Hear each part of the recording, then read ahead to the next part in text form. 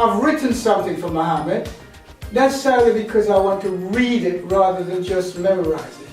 However, before I do that, let me further introduce myself to the introduction I've had from the great David Jammers. Fantastic, what a man. You know, for me, I don't normally work with other people because I don't find them professional enough, you know, but you, my brother, I want to tell you something. You don't know the vibrations that you're giving out, yeah? For me, as you know, I'm with you all the way. This tribute to Muhammad Ali, I mean, has to come from a genius brain. You understand? He didn't do it conveniently when the funeral was, or when he just heard he died. He had this planned long before. The man's a genius.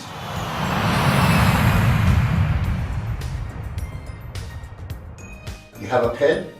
A pen also means a holding device. Everything in a pen is held, like penitentiary or punishment, like the penal system is punishment. Penitentiary, that's people being held is going to be punished. In football, you've got penalty, so that's also, you're playing a game of football, you foul someone, you have a penalty. So this PEN, everything PN is held. If you've got a pendant now, look at the word pendant, PEN again, something held. Suspended, look at the word suspended, you've got SUS, then you've got the PEN again. So every time you see this PEN, it shows you that something's held. This comes from the Latin root word, so every word's got a root to it. So the word pen, which everybody uses, is a holding device, yeah? Inside the word pen, you have ink. You have ink inside the pen, right? And the pen generates your thought pattern, because everything that's written is what generates your thoughts. Look at the word thoughts. Another word for the word thoughts is the word think. So look at the word think. Inside the word think is the word ink. Ink is generated by the pen. The pen has ink in it, generates the thoughts that make you think. So basically, how thinking is restricted in most cases by what is written, because you're thinking on the boundaries of the pen. So everything that you think with the ink in it contains the ink from the pen. So that's why what you think about is what is written.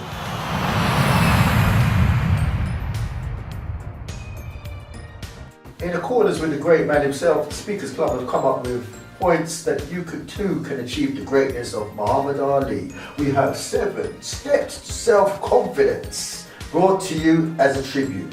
The first step is take responsibility for yourself, for the choices you make and the consequences that follow. 2, know yourself really well.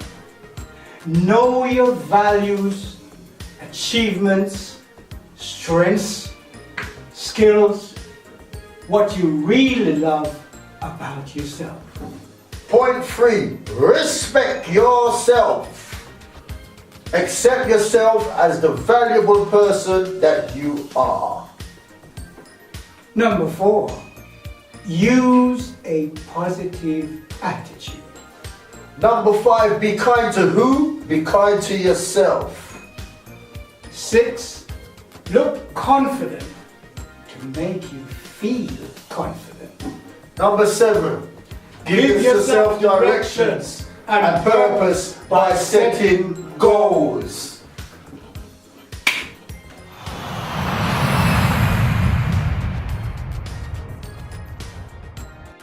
Yes, hello, I'm Errol Hines. I'm currently the Chief Executive of Star Academy Solutions. It's a vocational skills training organisation based in Hackney, East London. The company was formed in 2008. To date, we have trained over 550 people for their NVQ, which is the National Vocational Qualification, levels 1, 2 and 3, in a multiplicity of disciplines, including marketing, customer service, road passenger vehicle driving, that's for minicab drivers, and other things like ESOL as a second language. Of course, I have a very long history in the world of training. When I was in Her Majesty's services in the Army, where I became a sergeant back in the long time ago that was, I liked the idea of training people to do better in their lives. And upon leaving the Army, I then, went into the world of music. Of course, I was in the world of work, but I went into the world of music, where I did many, many things. But before that, I became the first person of African Caribbean origin to be the manager of the Prince's Youth Business Trust, which is the organization that you see now, which is at the forefront of helping young people to realize their entrepreneurial dreams. I later became a manager of the North London Chamber of Commerce, which again is a first. I later became chief executive of the African Caribbean Development Forum, and I can go on and on about that. I also became a TV presenter with Passion Television around about 1980, not 80, I stand corrected, around about 2005, those times. And so the work I'm doing now is nothing strange.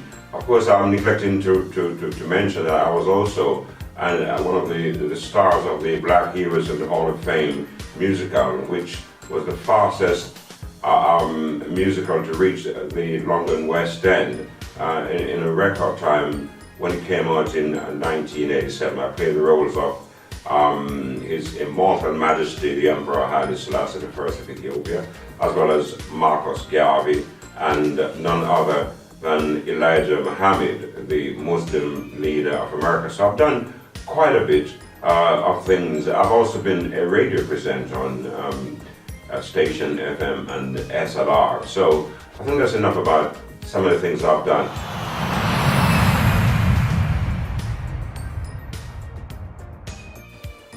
Greetings everyone, my name is Lyndon Walters and I've had an additional name. My African name is Mwansa, M-W-A-N-S-A. Let me tell you as a couple, each individual client I have, I'm grateful for, not just for the money, but to be challenged by you. So challenge me at any time at www.lyndonwalters.com. Email me, yes me, on info@lyndonwalters.com. And if you need to call me for emergency or just a tweak, okay, you can get me at 07-543 329 631. Thank you.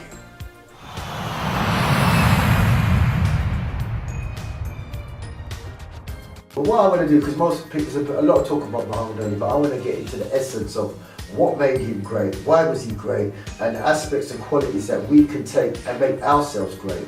Because I do words, I break down words, and I can see Muhammad Ali, he had it at a high level that he broke the sentence of the sentence by what he said. He said the enemy's tense with his sentence, and in his intensity, he was able to see with his inner sight, being able to see that he could overcome their intensity with his flexibility.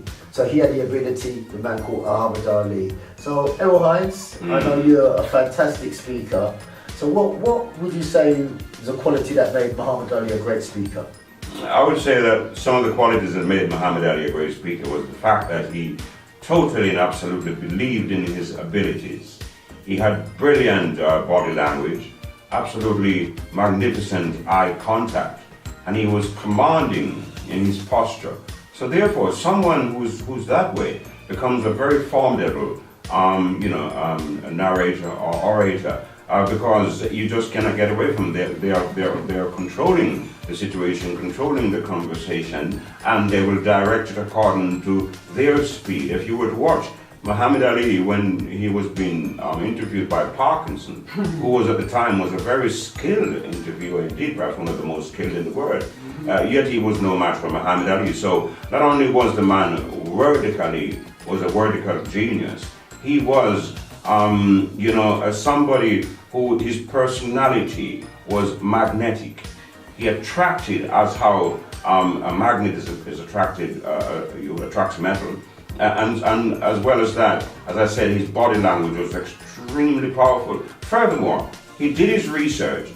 He knew his subject matter well, right? And there's nothing, no matter how genius you are, even the great Nat King Cole as a singer or Aretha Franklin as a singer couldn't just get up and become a singer overnight. They had to rehearse, and all the hard work had to go in, to shape that diamond, that rough diamond, into the jewel that it became. So Muhammad Ali had all of the necessary ingredients for a great orator, narrator, a great communicator, a person with the necessary charisma to do the job that the Almighty has set him to do, because he was not just an ordinary person. He was sent as a messenger. Some say he was a messenger of Islam. But as far as I'm concerned, if one is a good Muslim, or one is a good Christian, or one is a good Rasta, or one is a good Buddhist, whatever one is good at, then that person is good. And if you're bad, then damn you, because you're not bad. Excellent, excellent. And I'd like to take up on that, because actually before he actually became Olympic champion, he had fought 180 fights before he actually became the Olympic champion. And he trained firstly 2 hours a day, then 4 hours a day without fail. So what you're saying is that he had a determination that gave him, as well as his natural ability, he had a determination to enhance his natural ability in the training that he done. But do you imagine that the great painter Picasso, or the great sculptor Michelangelo, with all their God-given talents, would have reached the heights that they reached? They were not practicing day in, day out, burning the midnight oil. No one is born as such a colossus of a genius. One has to work at it and educate and train the mind. And it's only when mind, soul, and body are coordinated in the right sequence can one then truly show flashes and brilliance of genius, which is what Muhammad Ali, which is what the people like John Lennon, which is like Michael Jackson, so many, Bob Marley, that I can name on and on and on. Because within my nation, and I can only speak mainly of my nation, I know the history of the Europeans, but I'm not really interested in that, quite frankly. But the history of my nation, I could sit here until my beard becomes longer than the beard of Aaron, sweeping the ground, just reading out the names of the great shoulders upon which the people of the world have stood to gain their greatness. Obama is only the 7th black president of America. What about John Hanson, whose effigy, his image was on, I think it's a $20 bill, correct me if I'm wrong there, but he was on a dollar bill. And of course all of this was eroded as if he was a persona non grata. But you know what? Yeah, you can change history if you want, but you can't change our street, because we are now finding out who we are, where we're coming from, what we must do to get back there, and by God's grace and the powers, right, that is within us, right, nothing can stop us now. Muhammad Ali, you have helped us to be on our way. And that's a great statement there, because Muhammad Ali's eyes were open, but we're ruled by the pen. A pen is a holy device where it incurs punishment. But when your eyes is open, put a 0 in front of a pen, your eyes is open, it's no pen, and you can break the sentence. So the unseen essence that Errol Hines has profusely displayed is the workaholic. He had a work ability this is not talked about. You can't see this part, but behind the scenes, the man was obsessed with aspiring to be great. And what is the psychological drive behind a person who is committed to becoming great? What would you say that would be? The first thing is awareness. Aware of being what you want to portray from inside. So you culturize it, as Errol says. The preparation was not just physical. In fact, every preparation starts from mental, particular.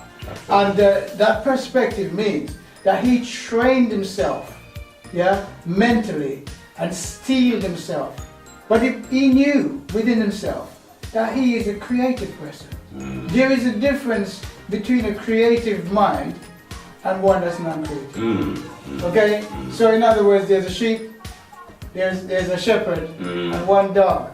And they get all of those sheep in the Quran. Muhammad Ali was that slick.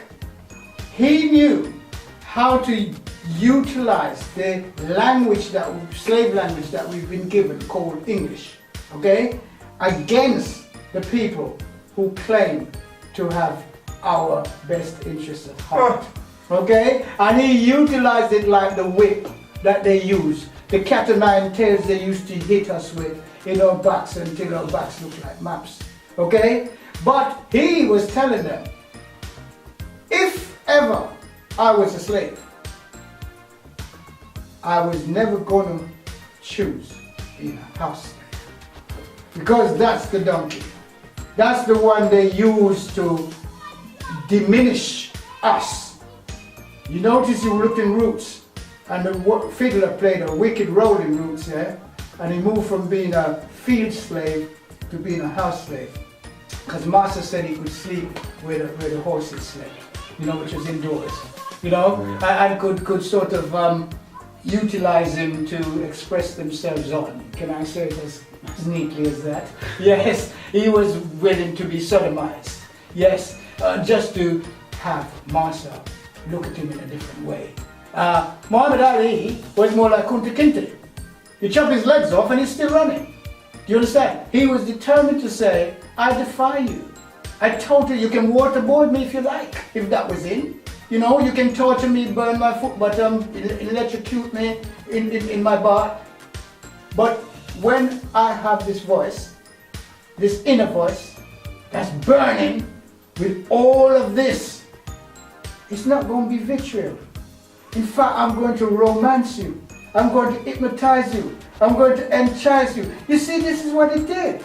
And some people said, oh, but he's not supposed to be this intelligent. Well, what people said at first, he's not supposed to be this intelligent because he's dumb in school. But dumb in school don't mean anything. I just want to say this. I'm going to give you a white person who really impresses me. He's the Virgin Airlines man, Richard Branson. See, another man. Did you know he was dyslexic and he was picked up on in school? And at 14 years old, he knew exactly what he was going to do. At 14 years old, he knew he was going to be this big dumb. So, the question is, how do we get there?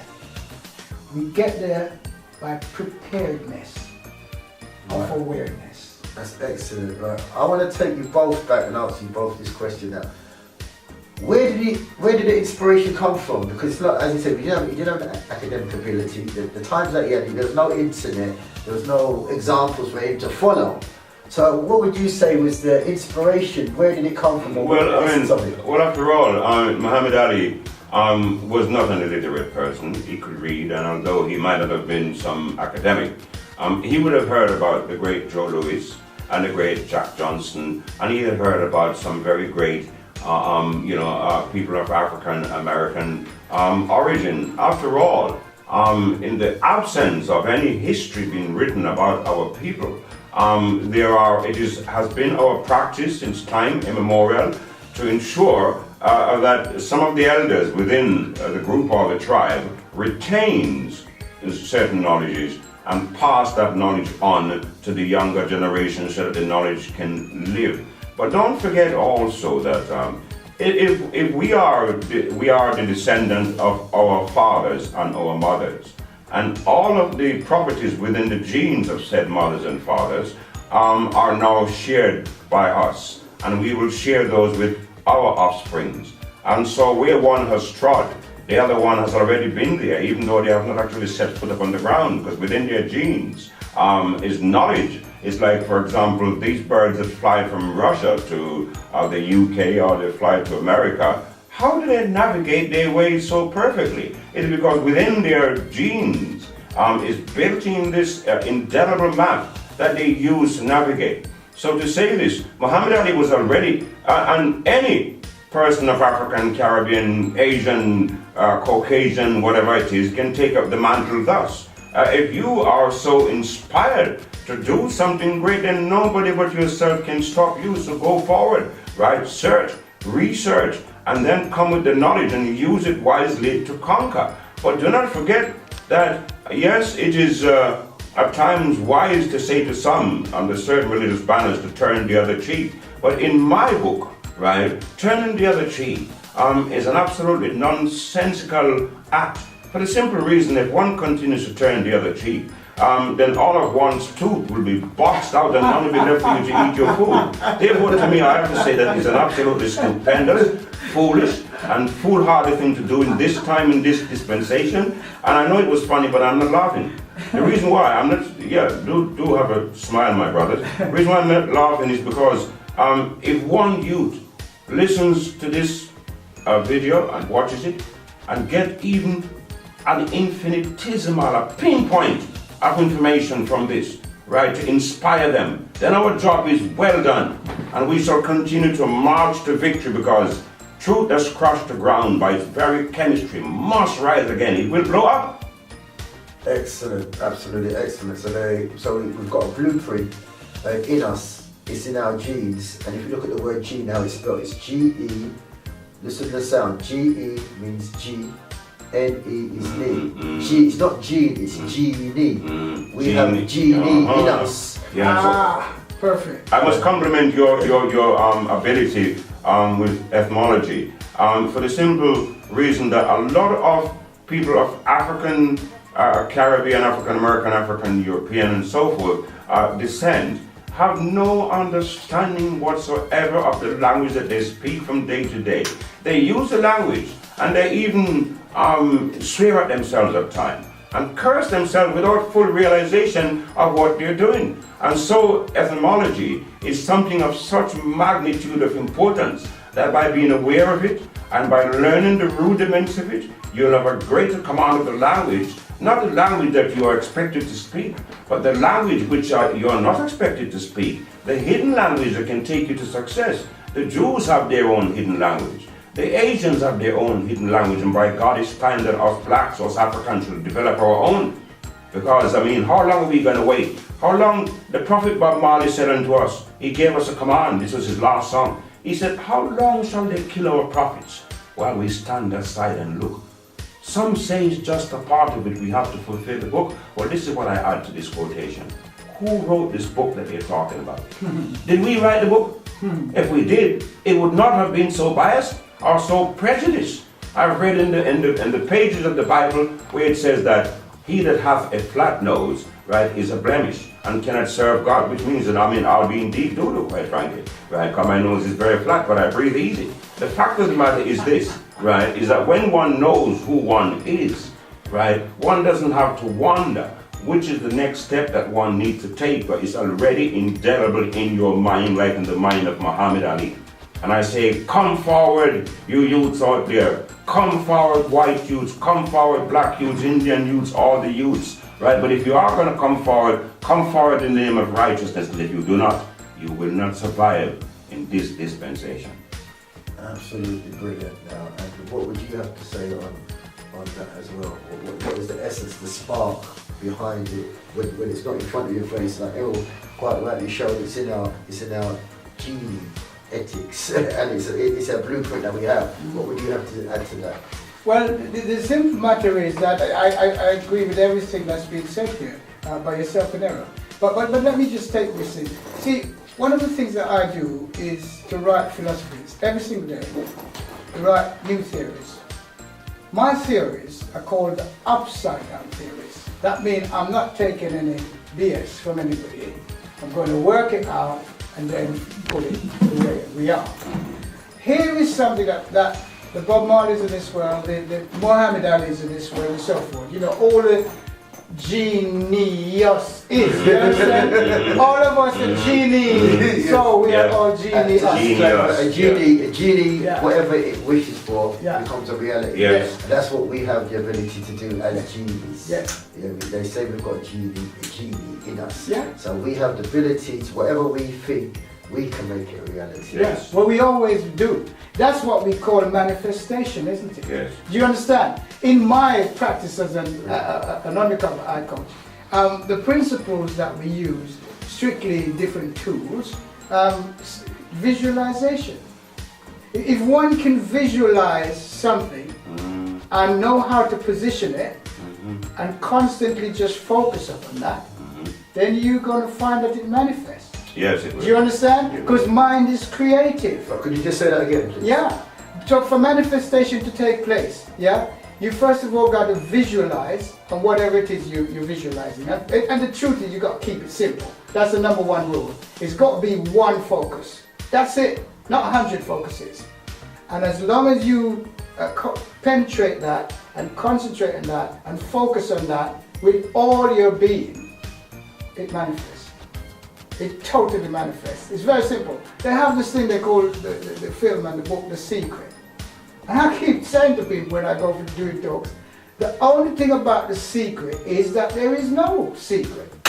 It's as simple as that. We are all the secret because we all can make anything manifest. Yes. Do you understand? We've entered into the academia and the academic study.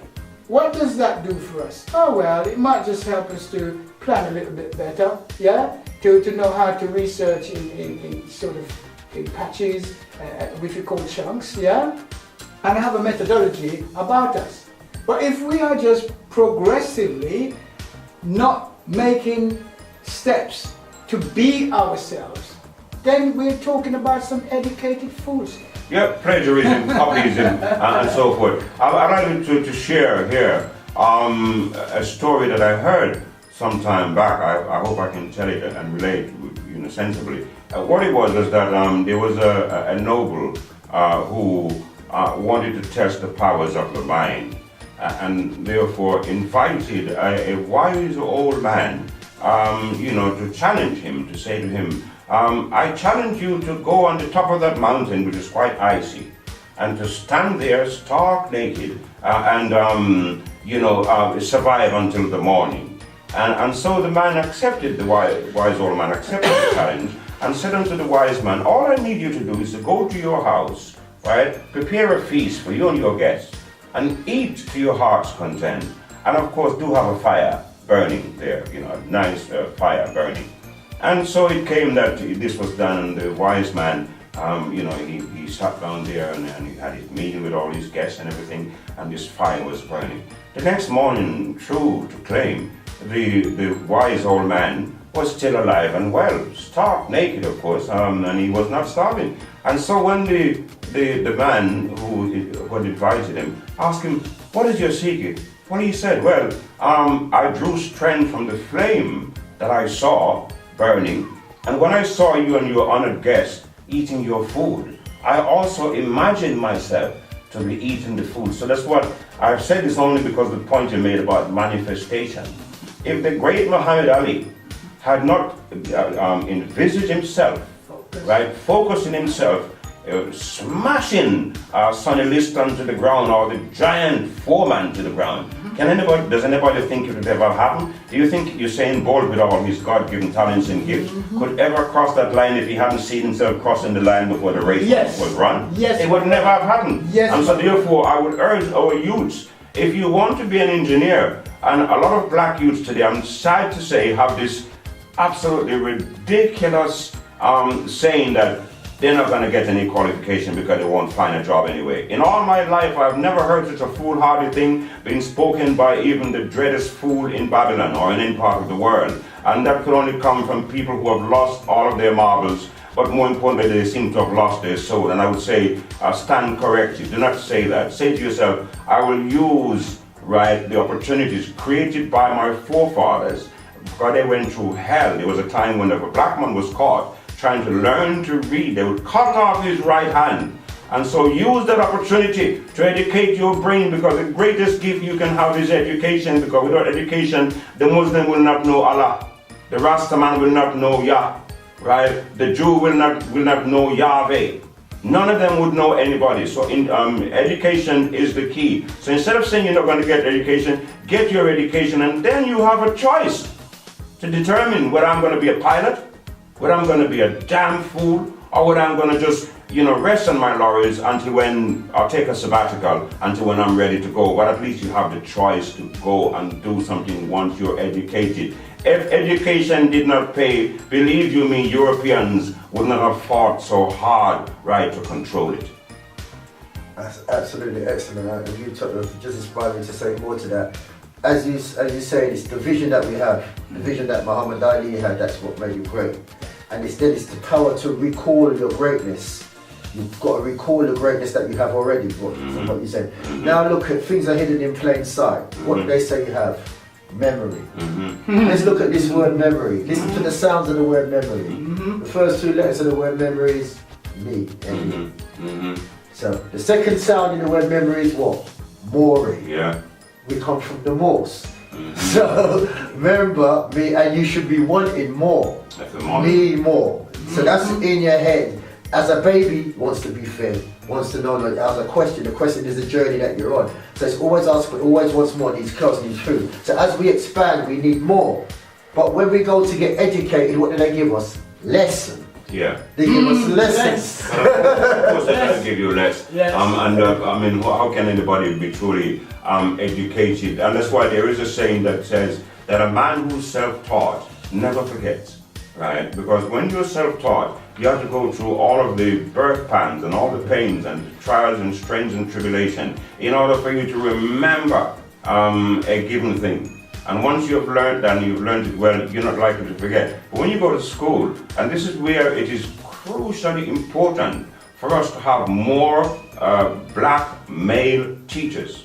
The schools are swamped and taken over by female teachers. I'm not saying there's anything wrong with that, because I mean, we have to have teachers, and if the male will not come forward, then let the female come forward. But the fact remains is that we have an imbalancedness. There is no equilibrium. There is no balance, because if you have a child being brought up mainly by females, that child is more likely than not to become effeminate. Women have got their ways about them. That's why they are a female. And a woman, the gentler sex, and or mothers and wives and so forth. And the man has got his ways about him with his testosterone. But the two fits together perfectly and make the two perfect sons of a coin. And it takes two to make one. So we need, I'm calling out now for more black teachers in our schools to inspire our black boys. Because after all, if we as a black nation were to lose our women, this nation is forever dead. We need our women to procreate and to regenerate, because within our lions lies great prophets and priests who need to be reborn, because we are in the recycling business. I've been in this world now for at least perhaps 120, 140,000 years. And you might wonder, man, he's gone crazy. No, I've not, right? It's just because I realize now, right, who I am. And yet, whilst realizing how little I know, I still realize that even though I know a little, I'm on the right path to a great lot. Excellent. And I just like to say and endorse that. And back to what we were saying, everybody's got a family tree. It's not a problem. Everybody's got a mother and father. My mother cannot be your mother. Your father cannot be my father. The problem that we have, which Muhammad Ali understood, is that the Western society has got their way of doing things, which works for them. It's not a problem whatsoever. No. The ancient African community had a way of working for them, which is not a problem. But what's happened is, we've been taken into an artificial environment. So what works for them is fine, but when we try to apply the same principles, we fall down. We must. You see? And back to the word memory. We must fall down. In the word memory is me, is a Mori. Mori is black. Now look at the word memory. Yeah? When you do things opposite, you have an opposite set. The first letter of the word memory is what? M. The last letter of the word memory is what? Y. Put M and what is it saying? Y. Right, I'm going to take the middle four letters of the word memory and reverse them. Right? And you reverse them. It's E, M, O, R. Reverse that now. More. Reverse. More. Yeah, reverse it. Right. Reverse that. E, M, O, R. I'll spell it out and you tell me what it is. R-O-M-E. Rome. Rome. So when you're working in reverse of what you are, you're thinking about their role. But it makes every sense. You're not thinking that you're a more. It makes every sense, because I know for a fact that the Holy Roman Empire has never ceased to be foremost in the cranium of the European, because the European has got a problem with being right all the time. They believe that they must have the choice of absolutely everything. They are the greatest boxers who ever lived, the greatest runners, the greatest everything. We know that you have a problem with that. For us, we don't have to have a problem with that, because we know that we are truly the greatest ones. But the fact of the matter is that, you see, whereas the European knows who they are, and they have pages of stolen history or lies or damn lies and statistics to read, right? We don't have such things. And so we have to use what little we have, and I go back to our genie pool. Our genie pool, this time I'm saying genie pool. I'm not corrected that I'm saying back to our genie pool. Anything you want to know about your nation, anything you want to know about yourself, just go into yourself and use the word, as they say, meditate or itate, and it will come, because in your mind is your own God. In your mind is your own destiny, your fate, everything is in your mind. And I say, hail to the Creator, for there is none greater, for making what I have to determine to be the greatest of all creation, the human mind, yet cannot be touched. It cannot be seen, the actions of it can be felt, right? And the reactions of it. But you can't physically touch the mind and say, herein lies the mind of man. I'm going to captivate it, and I'm going to do this and that to it. It is because it is the power of the Most High who has done this. And I would say to the nations of the world, you've only got a little bit of time remaining. Most people in the world realize that we're now on the end times. And we have heard this so many times over the centuries, oh, God is coming, this and that. Well, he's not coming, he's never gone anywhere. He's already here, right? What is happening now is the winding up, the writing up of the books, right? The balancing of the accounts. And those of you who knows that you continue to do evil deeds and you know better, you know that you're going to be chastised with a rod of many stripes. And there is no way you might be able to excuse yourself out of 19 out of 20, but the 20th one, you will not overcome it. And even if your sin is as small as a mustard seed, unless you find recompense within your own mind and forgive yourself, you think that some God is going to forgive you. What, some God from the sky? Who is this guy from the sky? And that's, I think, was Muhammad Ali. He knew that he had his in charge of his own destiny by what you're saying, and it's quite right. Everybody's got has the opportunity and the ability to do what they have to do, what's best for themselves. But Muhammad Ali, what happens is, because we're out of our natural environment, we're doing what's best for somebody else instead of doing what's best for ourselves. So everybody's got the right ability to look into their own mind and make their own goals. That way you see your own goal mind. Wonderful. Oh, I love that. I love that. I really do love that. Man, your dexterity and ability to bring across, speculatively, exactly what the meaning of each word is. Yes. Is yours. But could I just rewind a little bit, if I may. Number one, education. Very strange word. Yes. It is part of the subliminals for us to believe that the only form of education is going to school, going to college, going to uni. That's just part of the Slavery Act. I want people to know that schools were invented and work was invented to enslave us. That's exactly what it was. It's all based in time. Time, change it around, emit.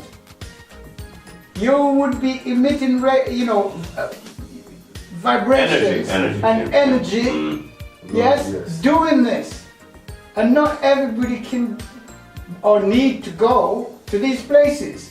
Muhammad Ali, people like him, people like Bob Marley, most of Bob Marley's children are well sort of situated in the educational business. But he did that deliberately because he wanted them to go through the trials and tribulation and the challenge. And every single one of them. Don't you see the one that's doing Marley Coffee and all the business stuff? There's no one who can touch the Marley family, right? They're richer than Donald Trump. I'm telling you, because of the greatness. It's about expecting ourselves to be great. It's about knowing that we are diamonds. It's about knowing that we make everything happen. It's about knowing that the them versus us philosophy was not invented by us, but is being perpetrated by us. And this is why we get these little young people on the street. But I want to say a little word for them, okay? I know they're doing some silly things out there, but I'm sure Errol knows this as well, because at a level, local government is part of the problem. When guys like me We're doing outreach work, which Errol knows about for a long time. Big part of the And problem. go into the local council and says, hey, listen, I live here, you know, there's a Broadwood family there, whatever, you know, the youngsters' needs are these. I've interviewed them. So, well, you know, Matthew, we really don't have the money. There's always the climb out. But what they don't want to tell you is what is happening today. You see, for prisons to be privatized, what does that say? When 83% of all prisoners in the UK are black, what does it say? Have a look at the American model. Well, if I Yeah, could- there's people, sorry Aaron, could I just, yeah. you know, there are people there who has been on remand. And they've done 10 years already, 15 years, 20 years, never had a court case. Because you know what? They're not in the view. But, let me say this. Muhammad Ali stood up and he said, look, there's one joker there, there's another. Joe Louis and all those other ones, you know, the great boxers and stuff, and the great athletes in all different genres of sport. Okay? We excel. Zach Pett, the whole lot of them, everybody was there. McKinley, the whole lot of them was there. And they'll always be there. The only man who's come through and said that he's not black, I don't know if he's recently looked at the Tiger or Woods. whatever, is Tiger Woods. Yeah? But you see what happened to him because he doesn't accept himself as being a new black. He can go to You hell, quite understand? frankly, as far as I'm Yeah, concerned. of course, but Yeah. I'm just making the point. Mm. You see, he too has greatness inside of him, but it's been taken away. It's been taken away from him. He will never ever make that historic thing of beating all of those other older people. Because you know what? He's into the system. He is part of the system. And he, unlike Muhammad Ali, who was not part of the system. Remember I said to you, some people are in a box. They feel comfortable being in that box. Do you understand? Me and you not gonna feel that because we're rebels. No. End of story, we don't care whether they like us, dislike us, whatever. We are here to do a job. And let me just refer to this. I heard what Errol said about recycling and stuff, and he's been there for thousands of years. It's true. We are our genie. We are our ancestors. I can prove to anybody, I can look back to 7 different lifetimes. I actually died when I was 7 years old. Did you know that? For 7 days. Yes. Of course, I knew nothing about it until suddenly my consciousness was back with me, and I heard they didn't have body bags in those days. They had a big pine box. And when they dropped it onto the thing, I could hear the man saying, "Mrs. Lady, don't you see the boy is dead? It's the 3rd time we'll come back for him and you won't let us have his body." And my father said, "Stop harassing my wife." So the man got in, you know, a little bit upset, and he said, "Well, look, listen, have you got a compact, which is one of those little mirror things, yeah?" And she said, "Yes." She said, "Well, put it under his nose, the mirror. And if you see breath come out, fine, we're gone. If you don't see no breath, we're taking the body." So when she did it, there was no breath. The man said, "I'll take us to the boy dead."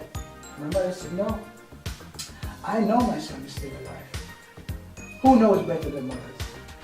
Who knows better than mothers? No father can tell me he knows anything about any child as much as the mother." Because remember, even though artificially they've cut the umbilical cord, it's still attached.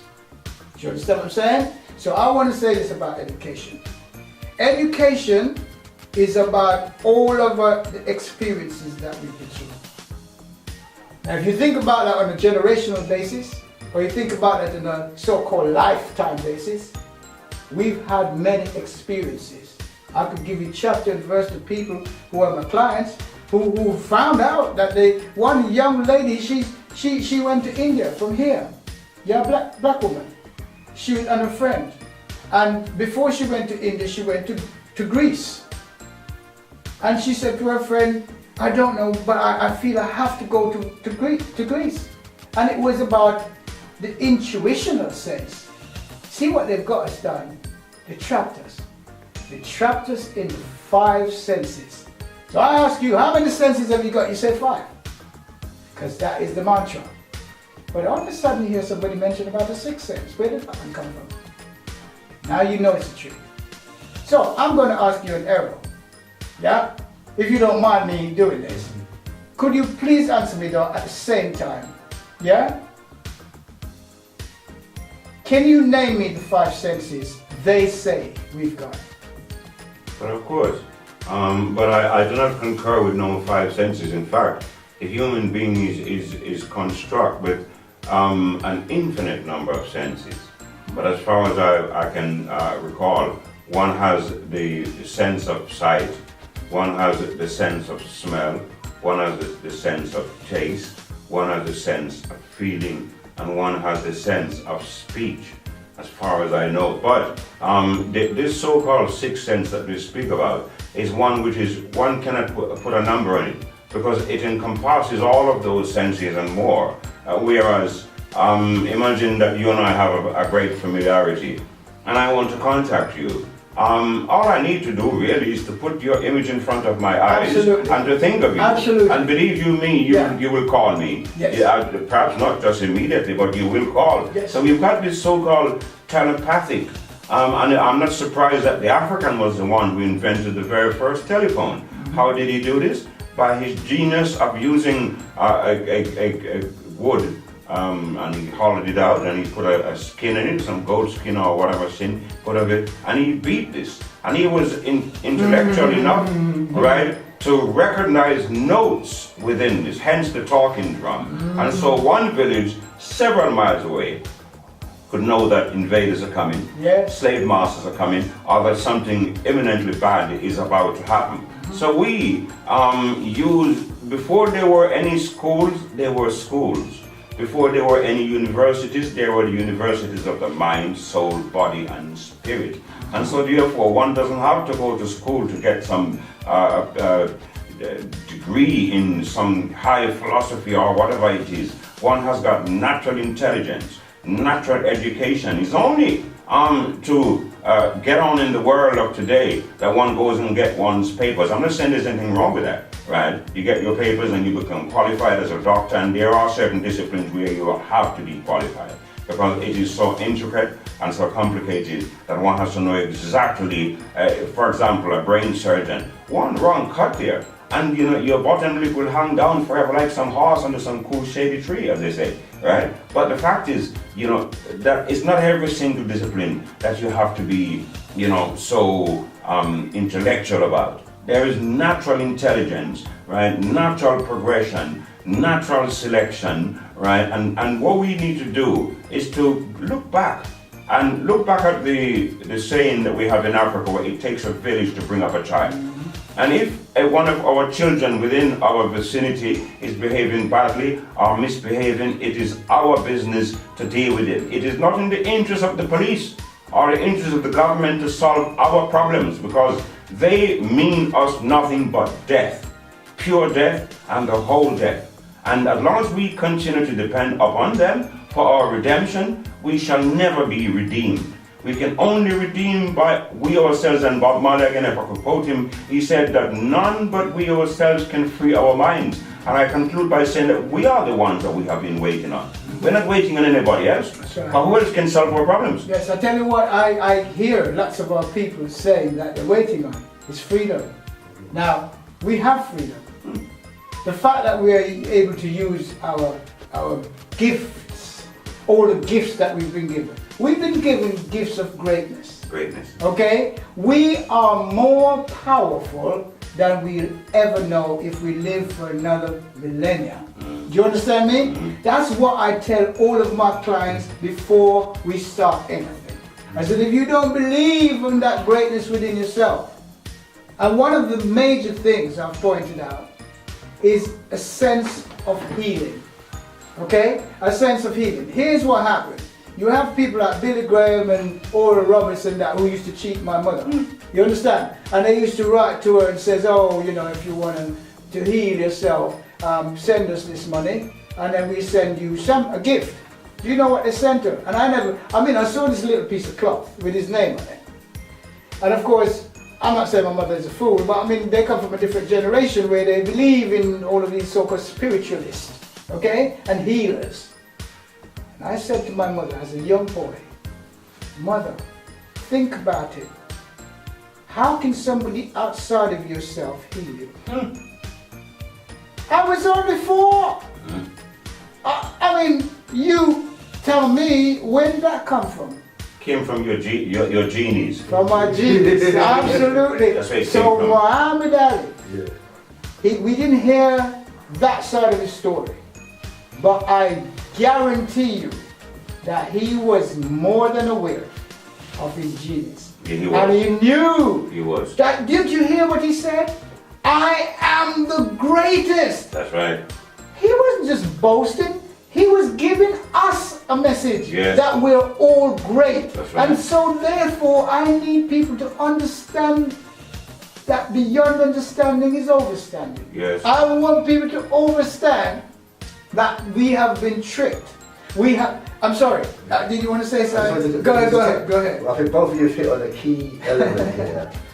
It was actually an advantage for Muhammad Ali not to be in the system. Because the problem, as I said, is we come from a different environment where we are in now. So our problem is we're not using our natural rhythm. If you look at Muhammad Ali, as he said, he wasn't tied to time. So he was able to emit who he was. He wasn't tied to a system.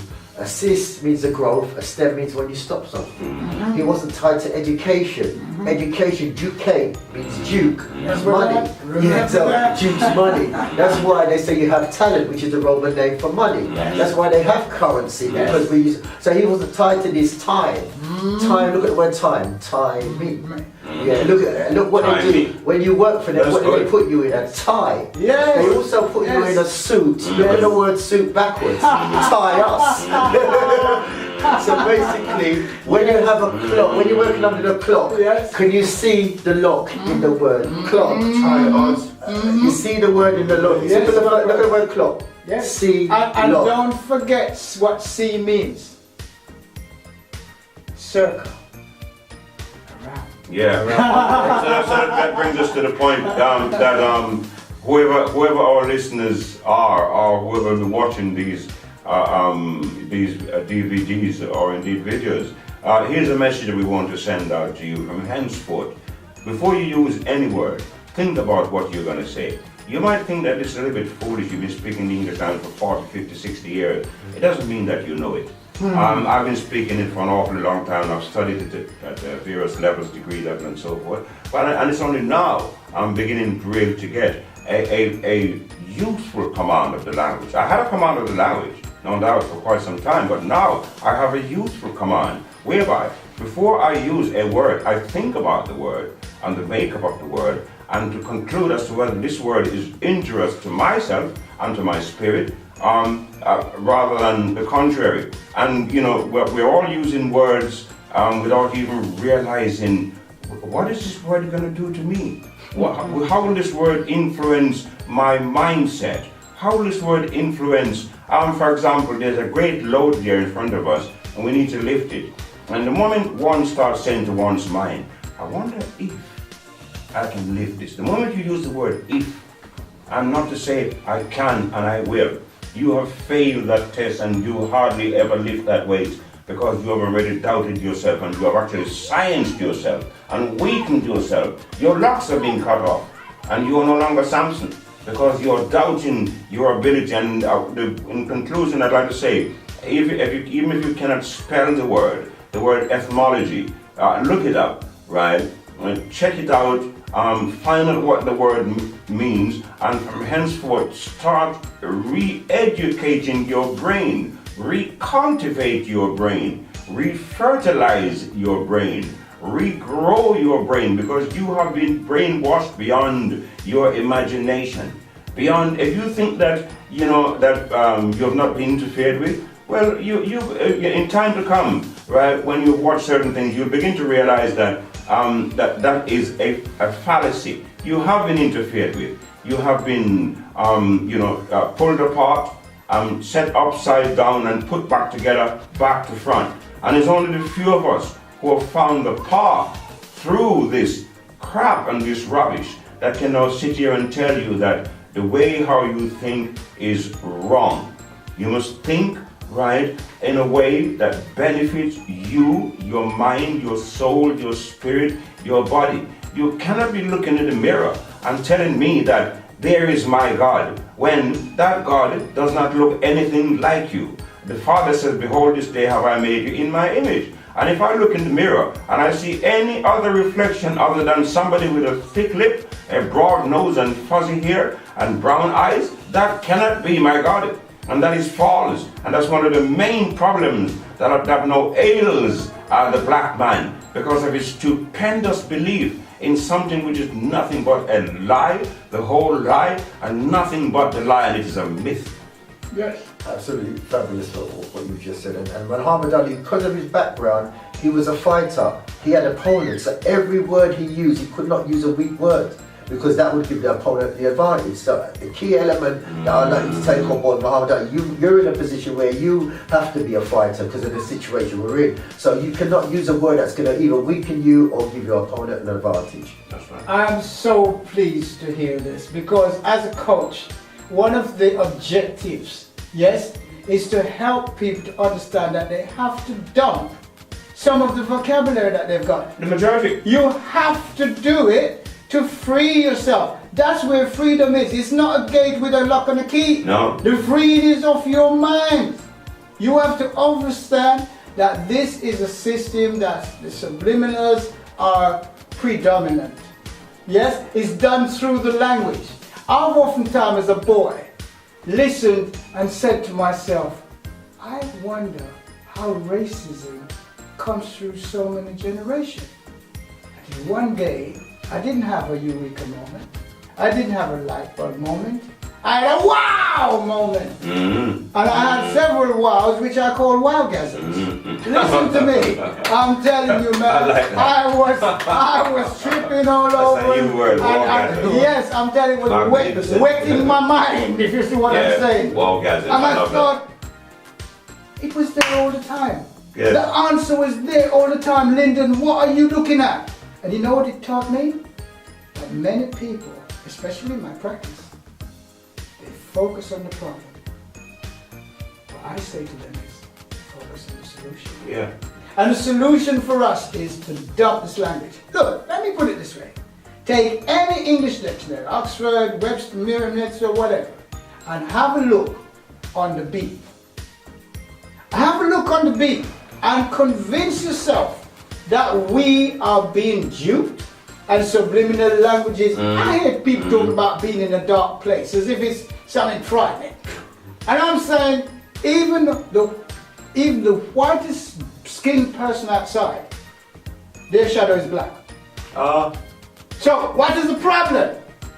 Are you scared of your own shadow? No wonder those cops are killing all of our youngsters. They're scared. They're fear. Their fear is even their shadow. Yes, they're even afraid of their own shadow. You understand what I'm saying to you? And this has been transposed and transmitted and in fact transcended. Yes, through our minds.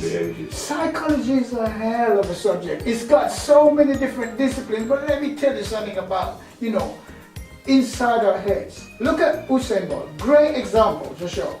Do you ever notice how relaxed he is before every race? Oh, yeah.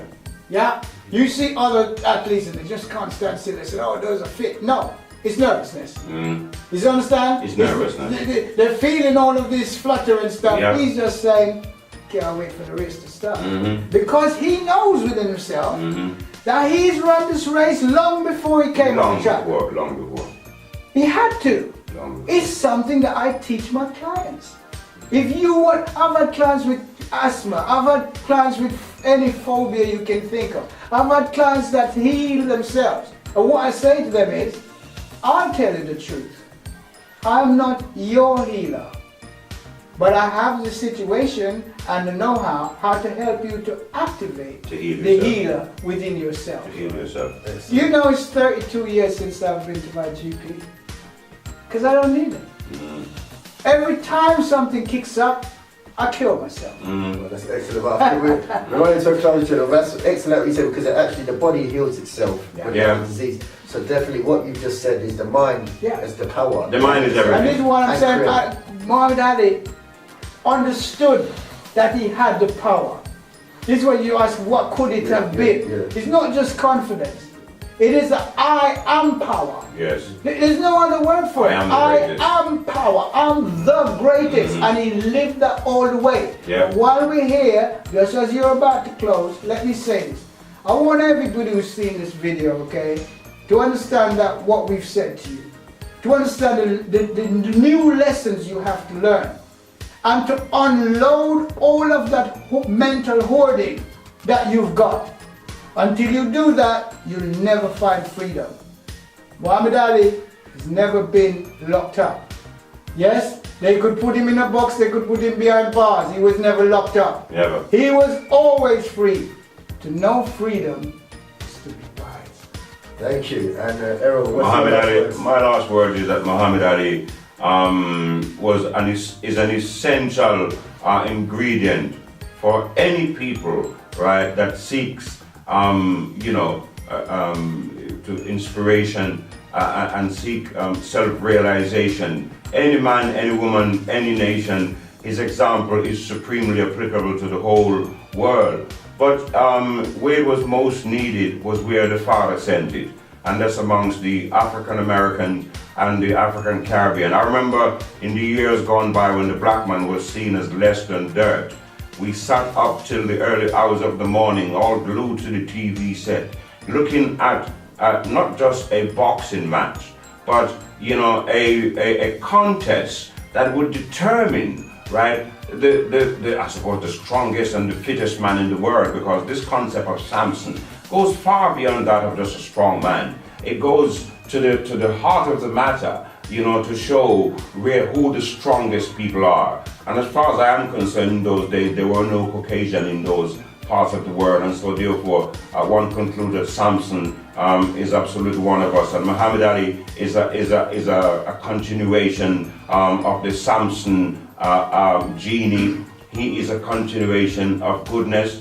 He was willing to stand up to fight for a cause or any cause when it became necessary. He demonstrated true humanity, not just to the blacks, but to the Jews and to everybody, right? And no matter what the world will say about this man remains a gift to all of us. And those of us who celebrate him, it shall make us a greater human being. Two more words, please, if I may. I just want to make something clear. Earlier on, I referred to white people being afraid of their shadow. Now I want to make this very, very clear. It doesn't mean every one of you. I'm talking about the supremacists. Those who believe in the fraternity of the Ku Klux Klan and those type of people. I understand that all peoples voted for the greatest and love the greatest genuinely, unconditionally. So let me say that just to clear up that point.